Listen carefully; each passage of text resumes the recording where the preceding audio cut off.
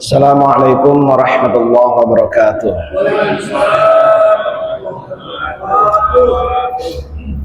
Alhamdulillah, alhamdulillahilladzi anzala sakinata fi qulubil mu'minin liyazdadu imana ma'a imanihim.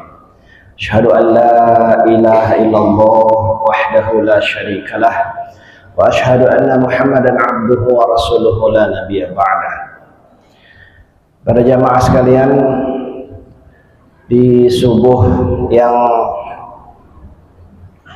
segar pagi ini kita bersyukur dulu kehadirat Allah, karena sampai detik ini Allah masih memberikan kita dua nikmat yang tidak diberikan kepada semua orang. Bukan nikmat sehat, bukan. Kalau nikmat sehat itu orang kafir pun dikasih oleh Allah, yaitu nikmat iman hanya diberikan oleh Allah pada orang tertentu yang Allah sayang. Dan yang kedua, nikmat amal soleh.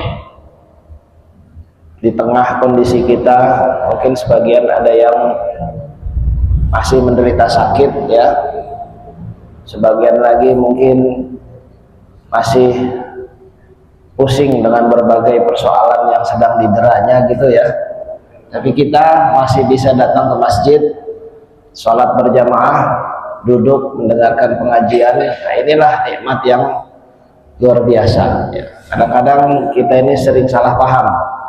Kalau disebut nikmat, bayangan kita hanya yang enak-enak itu aja, ya. Bayangan kita sehat, harta, dan seterusnya. Ada orang yang pernah mengeluh pada saya.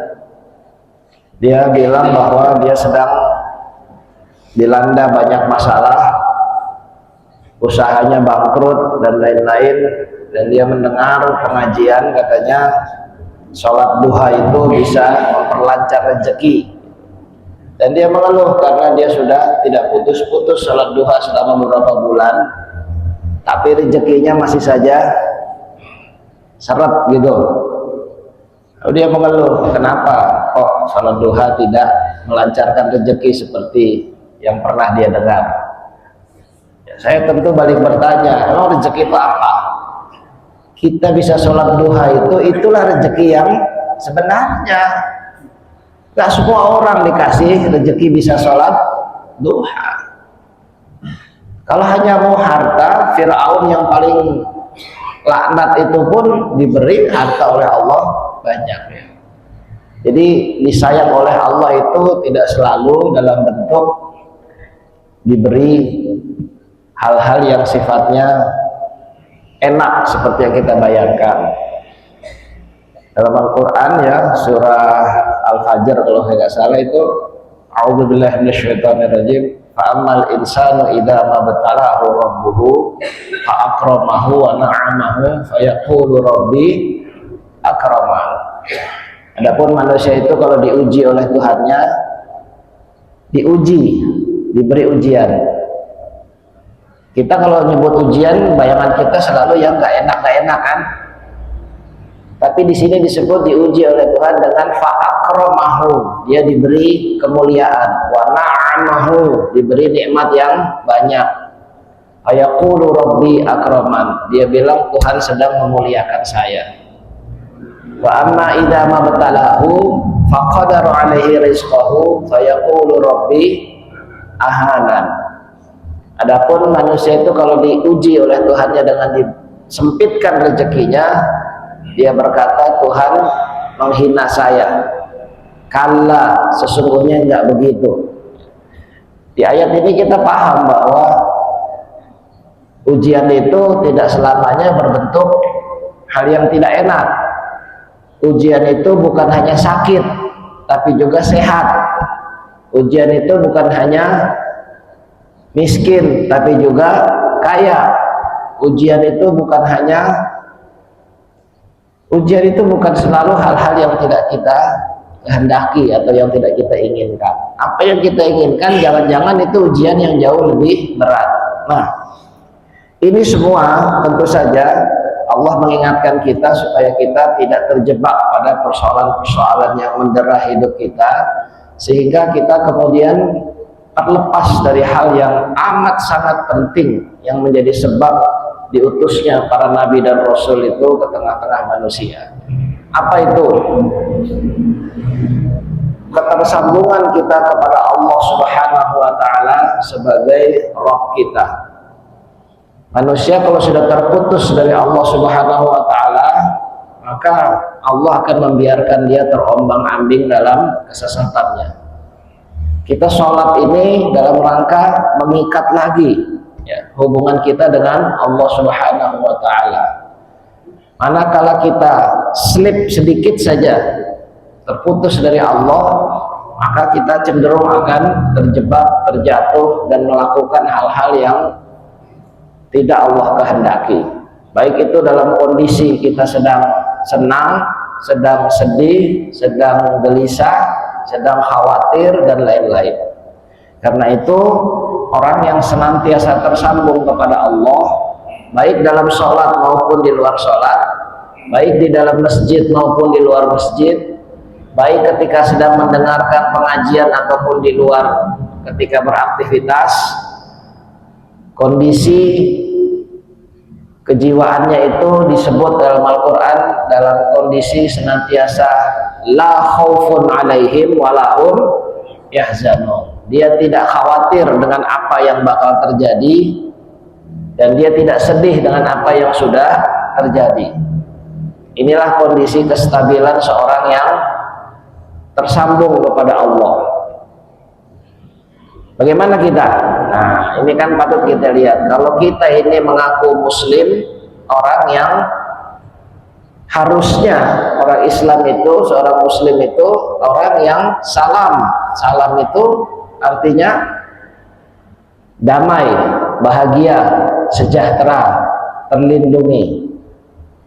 Kalau kita ternyata tidak damai, banyak gelisahnya gitu ya. Kalau ternyata kita lebih banyak khawatirnya, jangan-jangan kita tidak salam ini karena kita kurang aslam. Jadi Islam itu dari dua kata, salam dan aslam.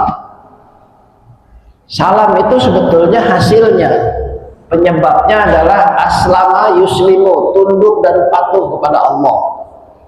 Jangan-jangan kita ini tidak damai, tidak tenang, banyak khawatirnya karena memang kurang aslam, kurang tunduk kepada Allah. Nah, karena itu marilah kita perbaiki ya hubungan kita kepada Allah dalam kondisi yang bagaimanapun ya. Dalam Al-Quran surah An-Najm surah ke-53 ayat ke-43 Allah Subhanahu wa taala juga berfirman, wa annahu huwa adhaka wa abka, dan sesungguhnya dialah Allah yang membuat kalian tertawa dan membuat kalian menangis. Siapa yang nggak pernah ketawa di sini? Ini wajahnya serius-serius amat ya. Senyum sedikit dong. Saya tahu banyak masalah, tapi nggak usah terlalu. Kalau di masjid itu ya sudah lupakan dulu masalahnya di luar ya. Kita datang ke masjid ini ya, jangan bawa masalah terlalu banyak ya. Ketika kita takbir Allahu Akbar, akbar itu maknanya lebih besar ya. Kabir itu besar, akbar itu lebih besar. Karena Allah jadi maha besar gitu ya. Kenapa disebut Allahu Akbar? Allah itu lebih besar. Lebih besar dari semuanya, termasuk dari masalah kita, kan gitu kan? Allah lebih besar dari sakit kita, Allah lebih besar dari masalah kita, kecil semuanya. Nah, kalau sudah seperti ini pandangannya, ya agak tersenyum sedikit gitu wajahnya. Baik, kenapa kita sering terjebak pada hal-hal yang membuat kita tertawa dan menangis? Allah menyebut dengan spesifik, wa annahu huwa adhaka wa abka. Sesungguhnya dialah Allah yang membuat kalian tertawa dan membuat kalian menangis. Kalau ada orang bilang laki-laki itu tidak menangis, bohong itu ya. Jangan percaya ya. Emang kenapa kalau laki-laki menangis? Oh, kan nggak jantan Ustaz, cengeng. Tidak, Allah menyebut wa annahu huwa adhaka wa abka. Kenapa kita menangis? Bapak pernah nangis nggak Pak? Sering. Kenapa menangisnya Pak? Hah? Banyak masalah Ustaz. Ya, kalau lagi sholat sering sampai menangis, sujudnya lama. Kirain ingat dosa, bukan ya? Ingat banyak masalah. Nah, ya harusnya menangis itu karena banyak dosa kita ini. Betul nggak Pak? Apa banyak dosa nggak? Sama Pak, saya juga banyak ya. Kita semua ini manusia-manusia yang banyak dosanya ya. Jadi kalau disuruh menghitung, jangan hanya menghitung pahala, udahlah pahala itu urusan Allah, nggak bakal keliru. Hitung dosa, dosa itu yang harus kita hitung baik-baik dan kita berhati-hati untuk tidak mengulanginya lagi. Para jamaah sekalian, kenapa ayat ini menyebut secara spesifik tertawa dan menangis? Karena memang banyak hal yang membuat kita tertawa karena kita gembira. Kenapa kita gembira? Biasanya kita gembira kenapa? Bapak pernah gembira nggak? Kenapa Pak Bapak gembiranya? Coba sebut satu aja. Mendapatkan cucu, Masya Allah ya. Kalau kebahagiaan kakek-kakek kan gitu Pak. Biasanya dapat cucu, alhamdulillah bahagia tertawa. Tapi pernah nggak Bapak menangis? Kenapa Pak? Satu aja. Meninggal orang tua. Nah, ketika orang tua meninggal, kita menangis. Ya tentu ya, kalau kita menyambut kelahiran, kita bahagia. Ketika ada yang meninggal, kita menangis. Nggak apa-apa, Rasul juga pernah menangis kok waktu putranya meninggal ya. Ketika sahabat saling colek-colek, kenapa Nabi menangis gitu ya? Bukankah kita tidak boleh meratapi orang yang meninggal? Akhirnya ditanya kepada Rasulullah, ya Rasulullah, mengapa engkau menangis ketika putra Anda meninggal? Nabi menjawab, hati boleh bersedih, mata boleh menangis, tapi mulut ini tidak boleh mengucapkan yang Allah benci. Nah, itu bedanya ya. Mulut ini nggak boleh mengucapkan yang Allah benci. Jadi sesedih-sedihnya kita jaga mulut itu, jangan sampai kenapa ya Allah, lah nggak usah terlalu lebay gitu kan jadinya. Ya Allah menakdirkan kelahiran, kematian, bahkan itu sudah ditakdirkan sebelum kita lahir, ya sudah ditetapkan. Bapak ini sudah ditetapkan kapan meninggalnya, betul nggak Pak? Saya juga Pak ya. Kita semua begitu. Jadi itu sesuatu yang wajar. Sedih boleh, tapi nggak usah sampai mengucapkan sesuatu yang Allah benci. Nah karena itulah perbedaan sedihnya orang yang beriman, yang tersambung kepada Allah. Dia senantiasa memahami bahwa semua kejadian itu Allah yang menetapkan. Betapapun itu sangat-sangat menyedihkan buat kita. Kadang-kadang kita ini kalau sudah sedih terlalu terfokus pada penyebab kesedihannya. Meninggal misalnya, kita terfokus pada meninggalnya. Ibu-ibu, ada ibu-ibu? Bu, kalau suaminya meninggal nangis nggak Bu? Nangis ya Bu? Pertanyaannya kenapa nangis Bu? Ya gimana Ustaz, kalau suami meninggal saya gimana, siapa yang ngurus saya? Kok jadi mikirin diri sendiri, nggak mikirin yang oh nggak begitu. Emang beda, kalau ibu-ibu yang ngaji itu beda ya pikirannya, tapi kebanyakan orang kan suka begitu, yang dipikirin justru dirinya sendiri. Yang meninggal masih di depannya, yang dipikirin dirinya sendiri. Gimana saya?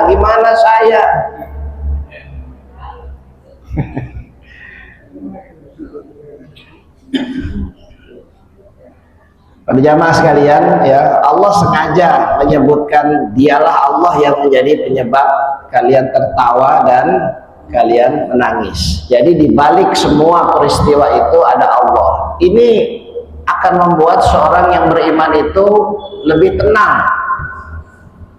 Ketenangan inilah yang menjadi kunci ya. Kalau tidak ada ketenangan, maka kita mudah dibisiki oleh setan. Setan itu mengincar kita pada saat kita bahagia maupun pada saat kita sedih. Apalagi kalau lagi sedih, setan datang mengerubungi kita, membisiki kita dari depan, dari belakang, dari kiri, dari kanan. Apa yang paling pertama setan berusaha gelincirkan kita? Setan akan berusaha supaya kita tergelincir, diputus hubungan kita kepada Allah. Bisikannya luar biasa. Memang dia hanya bisa membisik, nggak bisa lebih dari itu. Dalam surah Ibrahim dijelaskan ya bahwa waqala syaitan lamma qudiyal amru, berkatalah syaitan setelah urusan itu sudah diputuskan, siapa masuk surga, siapa masuk neraka, udah beres ya. Setan baru berkata, innallaha wa'adakum wa'dal haq. Allah dulu menjanjikan pada kalian janji yang benar. Wa wa'adtukum fa akhlaftukum. Aku pun menjanjikan pada kalian tapi aku bohongin, enggak aku tepati. Kemudian setan menyatakan, sesungguhnya tidak ada bagiku terhadap kalian sultan, kemampuan untuk memaksa, illa anda'autukum, kecuali hanya mengajak saja. Fastajabtum li, kalianlah yang menuruti ajakan aku. Fala talumuni walumu anfusakum, maka hari ini jangan nyalahin saya, salahinlah diri kalian sendiri. Allah bocorkan ini dalam surah Ibrahim ayat 21 atau 22, itu nanti dicek ya. Kita kadang-kadang kalau berbuat salah, berbuat maksiat, sering nyalahin setan. Bapak Ustadz, saya ini diganggu setan. Jadi ya setan selalu mengganggu memang ya. Jangan nyalahin setan. Dan setan cuma bisa membisik, mengajak. Contoh ajakan setan kapan? Kalau kita lagi marah. Siapa yang pernah? Bapak pernah marah nggak? Pernah ya. Apa yang Bapak dengar kalau lagi marah? Bisikan supaya kalau kita disuruh ngomong lagi marah, omongannya kira-kira pelan apa kenceng, Pak? Kenceng. Yang diajak ngomong di depannya, dia ngomongnya sambil kamu dengar nggak? Wah, tadi seolah-olah kayak di seberang laut ngomongnya ya. Itu harus dibisik. Bahaya tuh kalau ada botol, bisa botol di timpuk ya kalau lagi marah. Siapa yang bisik itu? Setan. Jadi salah setan? Enggak, salah kita. Kenapa kita mau nurutin bisikan itu? Kalau lagi marah kita disuruh baca apa? Hah? Istighfar. Kenapa istighfar, Pak? Istighfar itu kalau kita saya kasih tahu Pak ya, dalam surah Fusilat itu disebutkan wa imma yanzaghannaka minasyaitoni nazghun fasta'in billah. Kalau kalian sedang diganggu oleh setan dengan satu gangguan, maka berlindunglah kepada Allah. Jadi bacanya a'udzubillah, Pak. Karena kita sedang diganggu oleh, betul nggak? Istighfar itu kalau Bapak minta ampun dan sudah sadar kesalahannya apa. Kalau lagi marah baca istighfar, astagfirullahaladzim katanya. Bagaimana dia minta ampun tapi kondisinya begitu ya. Apa yang diucap dengan apa maksudnya jadi beda ya. Mendingan tahu saja deh, supaya kita dilindungi oleh Allah dari bisikan yang semakin parah gitu ya. Nah, Allah mengingatkan supaya kita tidak terlampau terfokus pada penyebab kita itu tertawa maupun bersedih. Saya punya beberapa kisah sebetulnya ya. Nih ada dua lah paling enggak nih saya. Kalau cerita ini kan biasanya enak nih ya. Ada kisah seorang bapak yang punya seorang anak laki-laki, putranya ya. Nah, bapak dan anak ini punya seekor kuda yang sering dipakai untuk mencari nafkah. Satu kali kuda yang sudah lama dia punya ini di kandangnya itu tiba-tiba lepas dari kandang, lalu kemudian kabur ke hutan, sehingga pagi-pagi orang kampungnya itu datang ke rumahnya. Kenapa Pak? Kuda saya lepas, katanya, hilang. Maka semua orang kampung itu kemudian ikut bersedih juga. Kasihan ya bapak ini punya kuda satu-satunya, malah kudanya hilang. Sedih nggak kira-kira? Sedih. 2 hari kemudian kudanya ini datang lagi pulang. Kuda yang hilang tadi datang dengan 20 ekor kuda liar yang dibawa dari hutan. Akhirnya, makasih Pak. Akhirnya semua orang kampung bilang, waduh, beruntung banget si bapak ini ternyata. Kudanya balik lagi dengan 20 ekor kuda yang lain. Seneng nggak? Ya seneng, jadi kudanya banyak. Akhirnya kuda-kudanya ini dilatih supaya bisa dipakai buat cari nafkah juga. Beberapa hari kemudian ketika anak laki-lakinya sedang melatih kuda ini, jatuh dari kuda sampai tangannya patah. Apa kata orang kampung? Waduh, kesian ya, si bapak ini anak cuma satu-satunya, tangannya. Jadi coba perhatikan, apa yang kita anggap suatu hal yang menyedihkan bisa berubah menjadi sesuatu yang menyenangkan. Sesuatu yang menyenangkan bisa berubah lagi menjadi sesuatu yang, karena itulah Allah berfirman, wa annahu huwa adhaka wa abka. Dialah Allah yang membuat kalian tertawa maupun menangis. Pernah nggak kita mengalami kayak begini? Oke, ada satu lagi ceritanya nih ya. Kali ini seorang raja. Wah ya, raja ini gemar berburu ke hutan. Biasanya kalau berburu itu dia bawa beberapa pengawal, termasuk satu orang dokter, tabib ya, seorang tabib ya. Karena kalau lagi berburu itu suka ya ada aja kejadian gitu ya, sehingga dia perlu seorang tabib menemani. Dalam suatu kali perburuannya di hutan itu, raja ini terkena pedahan kayu sehingga jempolnya ini luka, berdarah gitu ya. Maka dipanggilnya lah tabibnya ini, suruh obatin. Segera oleh tabibnya ini dikasih obat dan dirawat. Akhirnya pulang.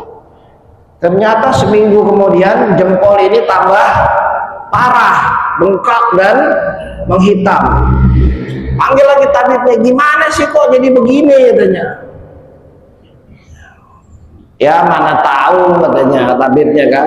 Kok jadi tambah buruk? Ya buruk baik, siapa yang tahu, katanya. Wah tabib ini, katanya, benerin obatin lagi. Seminggu kemudian tambah buruk.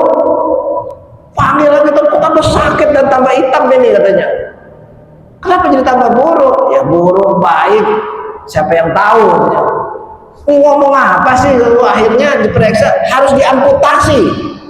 Dipotong jempolnya ini supaya nggak menyebar. Akhirnya raja ini marah pada tabibnya karena harus dipotong. Masukin dia ke penjara. Kalau di penjara raja ini masih sakit dan kesel. Di penjara dia bilang, enak kamu ya sekarang masuk penjara, ngomong sembarangan. Apa kata tabibnya? Ya baik buruk siapa yang tahu. Lalu kemudian udah dilupakan, biarin dia di penjara terus. Beberapa bulan kemudian raja ini kembali berburu lagi, udah sehat kan, dia berburu lagi. Tapi kan masih di penjara itu ya. Dia berburu bersama pengawalnya. Ternyata hewan buruannya ini semakin jauh masuk ke dalam hutan, dan raja ini bernafsu ingin mengejar itu. Tiba-tiba dia nyasar di hutan itu, pengawalnya nggak ada yang menyertai dia. dan tiba-tiba dia ditangkap oleh suku pedalaman, dibawa ke kepala sukunya, dan kepala sukunya marah karena ada yang berburu di hutan tempat mereka ada. Lalu kemudian singkat kata kepala sukunya ini memutuskan dia harus dikorbankan buat dewa-dewa. Wah, dihukum dibakar untuk dikorbankan buat dewa-dewanya. Maka raja ini ketakutan dan diseret, dibuka semua pakaiannya, mau dilempar ke api sebagai pengorbanan. Ketika dia diikat dan mau dilempar, salah satu ini lihat jempolnya yang turunin katanya, dilaporin ke sukunya. Nggak bisa kepala suku, ini orang cacat, jempolnya nggak ada, nggak bisa jadi korban. Wah, kecewa kepala sukunya. Kalau gitu lepasin aja deh, pulang raja ini kan. Sampai ke kerajaannya, dia ingat tabib yang di penjara itu. Akhirnya dia datang, bukain tabib ini, keluar dari situ. Ternyata kamu bener katanya. Kalau nggak gara-gara jempol saya ini udah dipotong, mati saya ini dijadikan korban katanya. Aduh, saya mohon maaf ya, saya sudah penjarakan kamu sekian lama, jadi kesulitan. Dan apa kata tabibnya?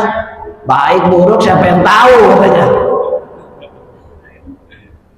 Kenapa? Saya kan sudah zolim pada kamu nih, padahal kamu ternyata benar. Kamu menderita di penjara. Kata siapa saya menderita di penjara? Kata tabibnya. Coba kalau saya ikut dan saya ikut ditangkap, lah saya yang jadi korban kata.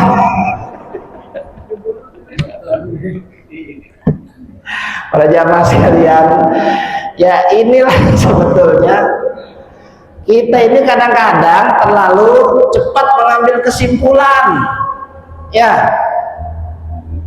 Dan kadang-kadang kalau kesimpulan itu tidak mengenakan kita, kita sering juga berburuk sangka kepada Allah Subhanahu wa Ta'ala.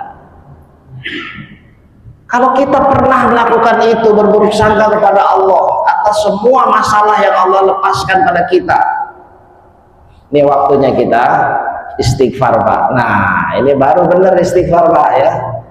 Istighfar itu ketika kita sadar kesalahan kita. Nggak ada gunanya istighfar kalau kita nggak sadar salah kita apa, ya.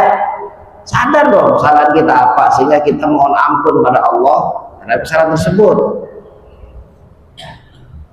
Para jamaah sekalian, dalam surah Al-Isra bahkan Allah sampai berfirman begini, wa yad'ul insanu bisyarri du'aahu bil khair wa kana al insanu ajulan. Dan manusia itu berdoa meminta tentang keburukan sama kerasnya dengan dia meminta soal kebaikan. Dan sungguh manusia itu sifatnya terburu-buru. Nah, lihat ini ya, apa yang kita minta kepada Allah itu jangan-jangan belum tentu baik buat kita, walaupun kita pikir itu baik. Ya Allah, saya lagi butuh kendaraan nih ya Allah, motor butut ini kayaknya udah nggak cukup nih ya Allah, mobil kek, minta gitu ya, minta mobil ya Allah, minta mobil ya Allah, doanya merengek-rengek, padahal belum tentu mobil itu baik buat dia. Mana tahu baik buruk, siapa yang tahu? Emang nggak boleh Ustaz berdoa minta mobil? Boleh-boleh aja, cuma jangan sampai kita itu ajulan, terburu-buru. Kalau minta pada Allah maunya sekarang gitu kan, ajulan, terburu-buru. Kalau Allah belum memberikan apa yang kita minta, boleh jadi karena kitanya belum siap, ya. Ada seorang calon wali kota ikut pemilihan, doanya apa kira-kira kalau dia lagi ikut pemilihan? Ya Allah, menang, belum tentu menang itu baik buat dia. Gara-gara menang jadi wali kota ketangkap KPK gimana? Kejadian banyak tuh. Atau gubernur atau menteri, jangan ketawa dulu kalau ditunjuk jadi menteri, karena belum tentu besok-besok tahu-tahu. Coba perhatikan itu ya, kita ini kadang nggak tahu, karena itu hati-hatilah ya dalam berprasangka kepada Allah. Satu hal yang nggak boleh itu jangan berprasangka buruk. Apapun kondisi yang Allah takdirkan pada kita, apapun. Sekarang saya mau nanya dulu nih, ya, tolong jawab. Nanti boleh tanya jawab, nanti boleh saya ditanya. Sekarang saya mau nanya dulu nih, siapa yang mau jawab ini? Siapa sudah duduk di depan? Saya tanya dulu ya. Kira-kira ibadah apa yang paling berat menurut Bapak? Ibadah yang paling berat menurut Bapak? Coba saya mau dengar. Apa maksudnya ikhlas itu?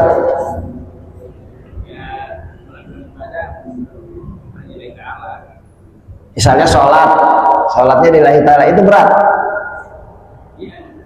Berat nggak? Untuk khusyuknya, panjang lagi nih, khusyuk apaan? Saya tanya lagi. Oke, yang lain. Inti ketawa dulu, kayaknya nggak banyak masalah ini. Boleh dong saya nanya ya, itu. Nah, ini ente ya betul ya. Ibadah apa yang paling berat menurut ente coba? Kenapa sholat semuanya bilang berat ya? Hah? Kenapa sholat berat coba? Males-males soalnya, baru sholat udah males, belum suruh.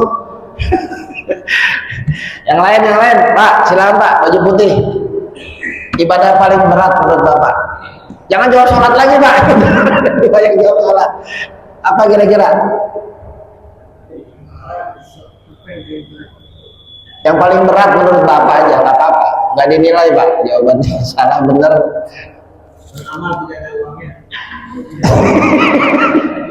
Beramal nggak ada uangnya. Amal apa Pak? Ya. Tabassum bismillahi akhi sedekah ya. Senyum di hadapan saudaramu itu sedekah, nggak pakai uang itu Pak. Kayak senyumlah sedikit ya, nggak pakai uang. Mau sedekah nggak ada uang, kenceleng liwat terpaksa digeser ya. Tadi kan kenceleng liwat itu ya, terpaksa digeser. Sebetulnya sih ada, cuma ada nggak sebetulnya? Kalau di kantong Bapak ada 110.000 gitu, terus kenceleng liwat, yang keluar berapa Pak? 10.000. Kalau di kantong Bapak ada 115.000, kira-kira 5.000-nya tuh, yang sebelahnya jujur tuh, 5.000 yang keluar Ustaz. Kalau di kantong Bapak ada 116.000,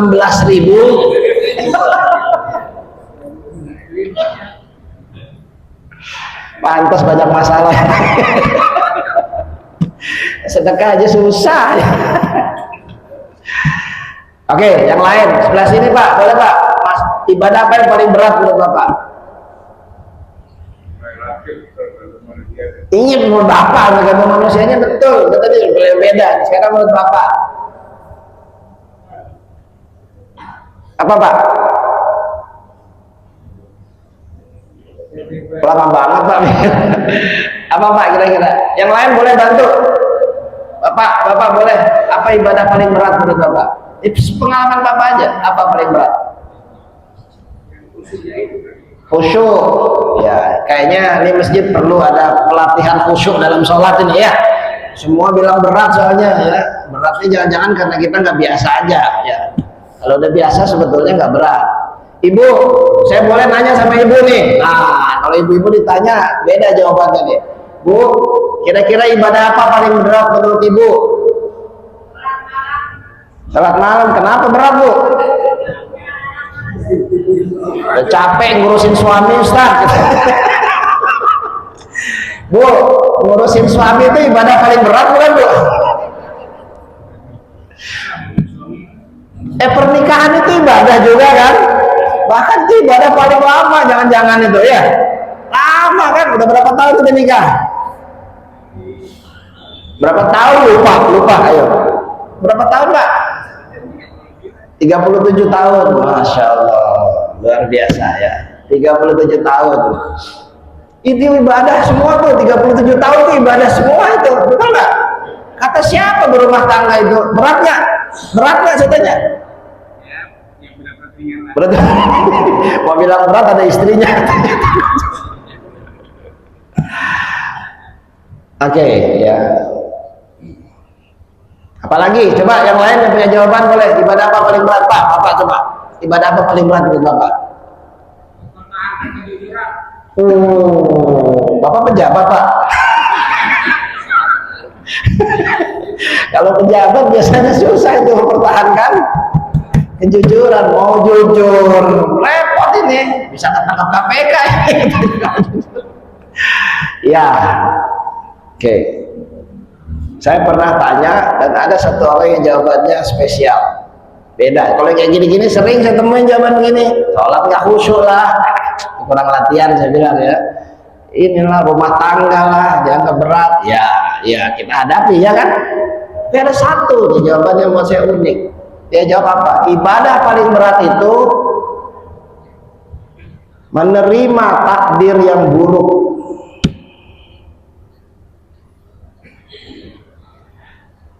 Sehingga masuk dalam rukun iman keenam. Beriman pada takdir khairuhu wa syarruhu, baiknya dan kalau baik sih kita terima ya. Kalau buruk itu kemudian jadi ganjel. Bapak waktu menikah 37 tahun yang lalu, 37 tahun yang lalu Pak ya, ketawa apa sedih Pak waktu menikah? Ketawa lah. Setelah 10 tahun 20 tahun kira-kira gimana Pak? Ada sedihnya nggak? Nah, coba bayangkan kita kalau tadi Bapak tadi ketika cucunya lahir, nah ya kan kita senang ketawa, anak lahir kita senang ketawa. Siapa yang tahu kalau kemudian anak ini jadi malin kundang misalnya? Hah? Jadi malin, tahu malin kundang kan? Kutuk jadi batu itu. Kata orang Minang itu yang begitu mengecewakan ibunya.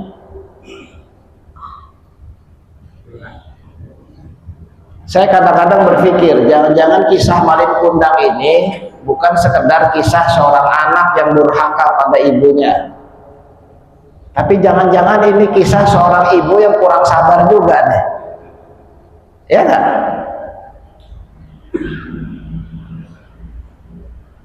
Memang berat anak itu kurang ajar pada orang tuanya, tapi andai dia lebih sabar lagi sedikit, kira-kira dikutuk nggak jadi batu? Tapi itu bukan berarti kita boleh durhaka pada orang tua. Nah, itu dosa besar tetap ya. Pada jamaah sekalian, menerima takdir yang buruk itu memerlukan kekuatan yang lebih besar, terutama dalam mempertahankan baik sangka kepada Allah Subhanahu. Siapa di sini yang pernah sakit dan lama sembuhnya, nggak sembuh-sembuh, sudah berobat ke dokter, ke rumah sakit berulang-ulang, belum sembuh juga? Kalau sakit ke dokter seminggu sembuh, wah saya kira semua orang bisa bersabar. Tapi kalau sudah bertahun-tahun sakit belum sembuh juga, mulai nggak kira-kira itu setan membisik kita supaya berburuk sangka kepada ya Allah, apa sih salah saya sebenarnya? Saya udah sholat, rajin ke masjid juga, bahkan jadi pengurus DKM. Bahkan kemudian saya sudah sering berinfak, kenapa sakit saya nggak sembuh-sembuh ya Allah?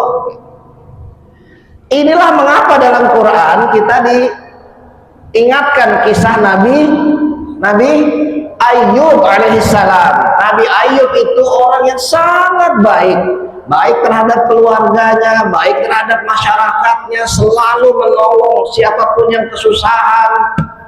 Lalu kemudian Allah mencobanya dengan memberi sakit, sehingga hartanya habis, anaknya meninggal, dan kemudian dia sampai diusir oleh orang sekampungnya. Jangan tinggal di sini lagi, takut ketularan penyakit ya, nggak sembuh-sembuh begini. Sampai istrinya pun akhirnya meninggalkan dia. Apa doa Nabi Ayub yang diabadikan dalam Al-Quran? Rabbi inni masanya dhur wa innaka arhamar rahimin. Nabi Yusuf tidak pernah meminta supaya ya Allah sembuhkan. Nabi Ayub tidak minta supaya penyakitnya disembuhkan, cuma bilang ya Allah saya sedang disentuh oleh penderitaan. Udah itu doang ngomongnya. dan engkaulah yang maha penyayang dari semua yang penyayang. Kalau kita gimana coba? Anak saya lagi ujian di kampus, doanya, ya Allah anak saya lagi ujian dan engkau sudah tahu ya Allah. Sudah, apapun kemudian engkaulah yang maha penyayang dari yang segala. Coba lihat ini, doa itu kita tiru. Doa-doa para nabi itu diabadikan dalam Quran supaya kita mengikuti doa-doa itu. Itulah doa-doa terbaik yang Allah abadikan dalam Quran. Nabi Ibrahim, Nabi Nuh, Nabi Sulaiman, Nabi kita, Nabi Muhammad SAW diabadikan dalam Quran doanya supaya kita ikuti. Beda dengan doa kebanyakan kita kan. Kebanyakan kita ini doanya cemen-cemen terus lah, saya bilang ya, doanya yang receh-receh saja ya. Doa para nabi itu doa yang bukan sekedar meminta buah,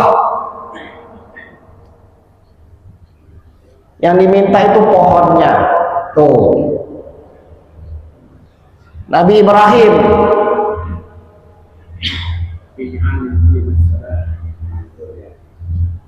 ya, doanya itu minta supaya pohonnya diminta nih.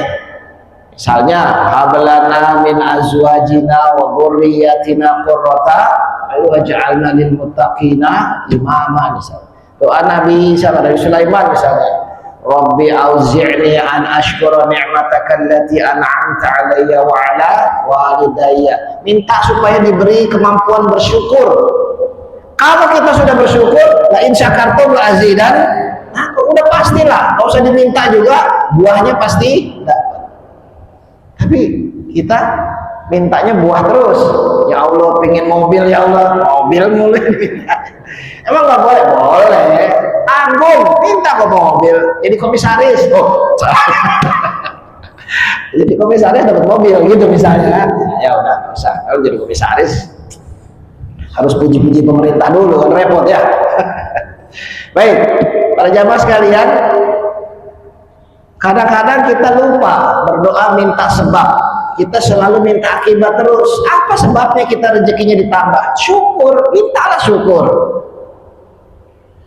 Apa penyebab rezeki buat keluarga lancar? Nabi Ibrahim dalam surah Ibrahim ya, itu disebutkan bahwa dirikan sholat, perintahkan keluarga untuk sholat. Allah tidak minta rezeki, Allah yang memberi rezeki kamu. Dirikan sholat, perintahkan keluargamu sholat.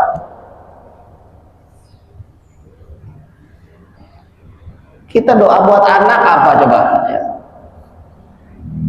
Ini sebetulnya ya yang sering kita ini terjebak pada hal-hal kecil penyebab kita tertawa dan menangis tadi.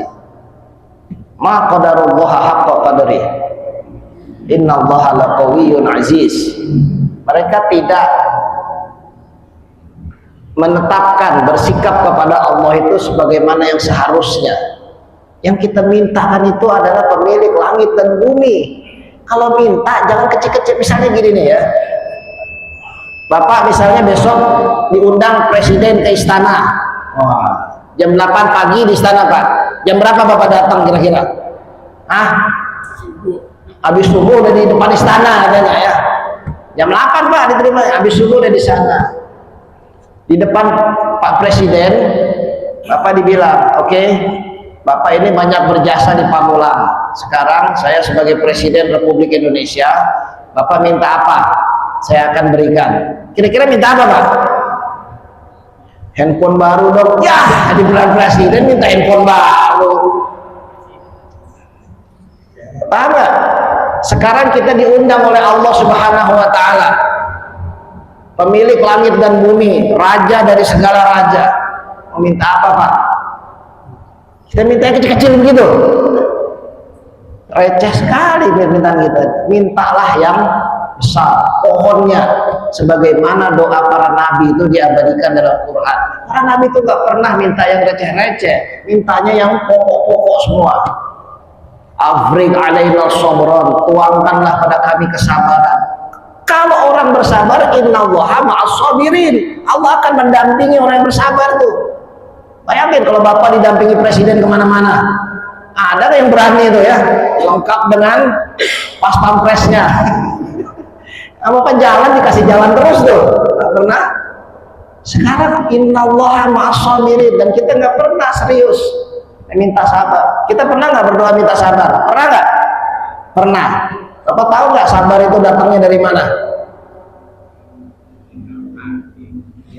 Bagaimana Bapak bisa sabar? Coba saya tanya. Allah, ya Allah, Tuhan karena kesabaran, minta supaya kita sabar. Bagaimana sabar itu datang ke Bapak? Dari langit datang gitu? Lewat apa kesabaran itu bisa Bapak peroleh? Lewat? Iya, biasanya kesabaran itu lewat apa? Bapak suka dinasihatin orang, sabar ya Pak, kalau pas lagi apa?